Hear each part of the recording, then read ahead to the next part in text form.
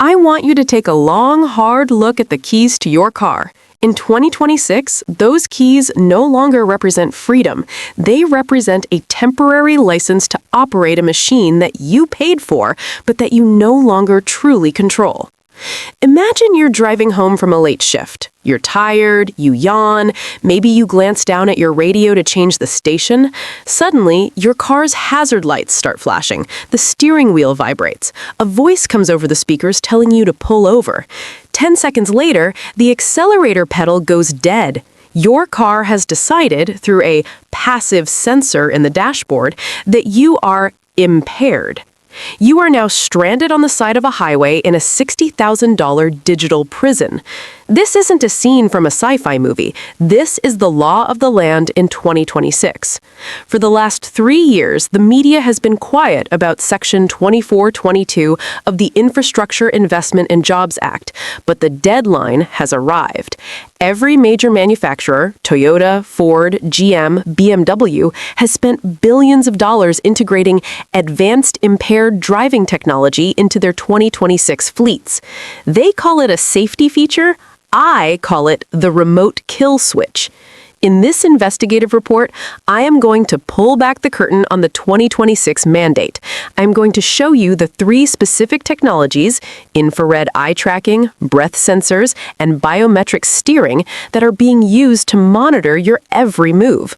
I will explain why this technology is a privacy death sentence for car owners, and most importantly, I will give you the list of the offline cars you need to buy right now before the government makes it impossible to own a car that doesn't spy on you. To understand why your new truck is now a surveillance device, we have to look at the legal language that started it all. In late 2021, a multi-thousand-page bill was signed into law. Hidden deep inside was a mandate for the NHTSA to establish a final rule requiring advanced drunk and impaired driving prevention technology as standard equipment. The goal sounds noble: end drunk driving, but the implementation is a nightmare. The law requires the system to passively monitor the performance of a driver. Keyword: passively. This means the sensors are always on, they are always watching, they are always calculating. In 2026, we are seeing the first wave of false positives. If you have a medical condition that affects your eye movement, or if you're simply grieving and crying behind the wheel, or if you have a strong scent of mouthwash on your breath, your car can and will shut itself down. Manufacturers are not building these systems to be perfect, they're building them to be compliant. They are terrified of the liability. If the car could have stopped a drunk driver but didn't, the manufacturer gets sued. So they have tuned these sensors to be ultra-sensitive. They would rather strand 10,000 innocent drivers than let one drunk driver through. You are the collateral damage in their legal defense strategy. Let's talk about the hardware. How does your car actually know what you're doing? In 2026, there are 3 main systems being deployed.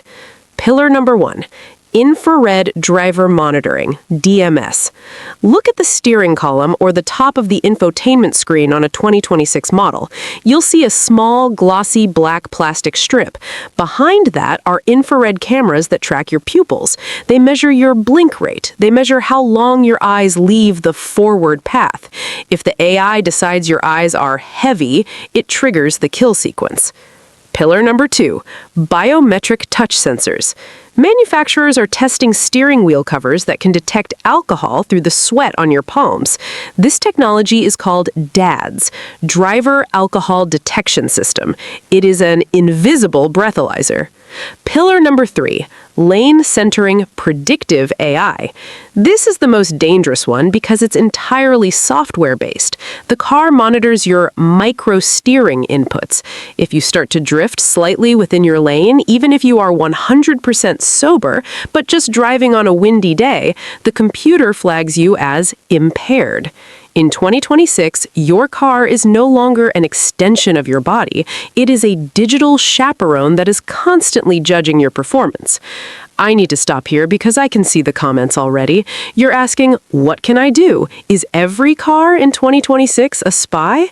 The answer is no, but the safe cars are disappearing fast.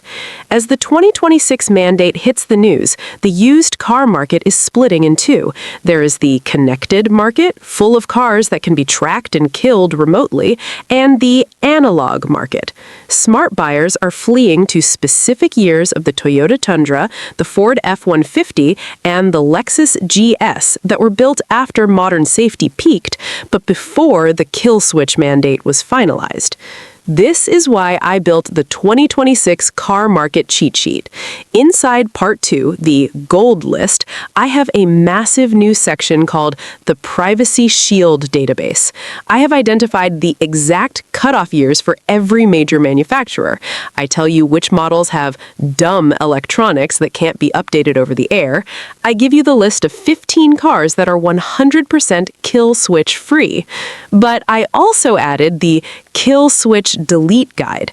If you already own a 2024 or 2025 model, I show you the physical locations of the driver monitoring cameras and how to disable them without bricking the car. One single month of the data tracking safety subscriptions they want to charge you will pay for this cheat sheet. Protect your right to drive. Click the link in the description, download the 2026 cheat sheet, and join the great analog migration. Now, back to the investigation. Let's talk about where your data is actually going. This is the part that should make your blood boil. The data your car collects about your impairment or your blink rate doesn't stay in the car. In 2026, cars are always connected. Through 5G modems, your driving data is being uploaded to the cloud in real time. Manufacturers are selling this safety data to data brokers, who then sell it to insurance companies. If your car's AI flags you for drowsy driving 3 times in a month, your insurance premium will spike. You won't get an explanation, you'll just get a bill. And then there's the law enforcement angle. The 2026 mandate was designed to give police a digital handcuff. There are already discussions in several states about giving law enforcement the ability to remotely trigger your car's kill switch during a pursuit or if a warrant is issued. They are turning your vehicle into a mobile tracking anklet. We saw this coming. In 2023 and 2024, certain brands like GM and Subaru started beta testing these systems.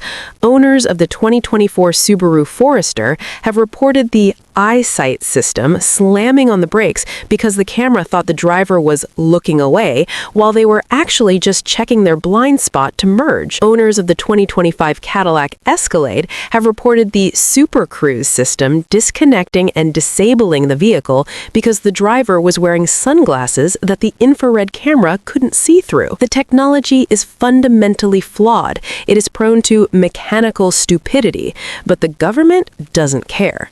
They want the infrastructure in place. They want the kill switch as standard equipment so that ownership becomes a thing of the past.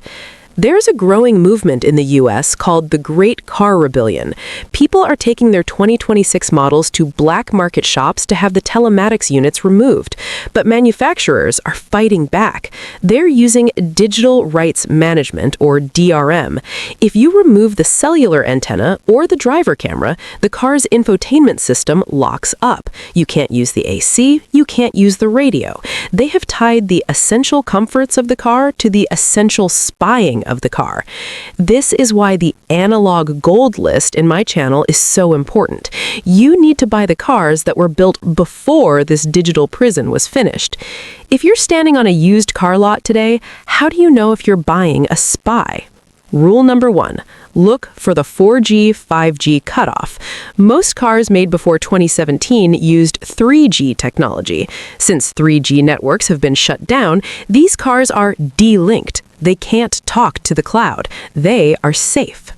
Rule number 2, the button test. If every single feature from the heated seats to the lane keep assist is controlled by a physical button or a switch, you are likely in an analog safe vehicle. If those features are buried in a touchscreen menu, the car is software defined and can be modified remotely by the manufacturer. Rule number 3. check for the privacy dash. Open the glove box and look for the data privacy disclosure. If the car requires you to accept terms and conditions just to start the engine, you don't own that car. You are a tenant. The automotive industry is betting that you value convenience more than freedom. They think you'll accept the kill switch if it comes with a bigger screen and a massage seat. They think you won't notice your sovereignty slipping away as long as the car can park itself. I'm here to tell you that a $60,000 car that can be turned off by a government bureaucrat is worth zero. Stop being a user. Be an owner. Go find the iron, find the V8, find the cars with buttons and dipsticks. Secure your freedom while you still can. Get the data, download the cheat sheet, and keep your car's kill switch in your own hands.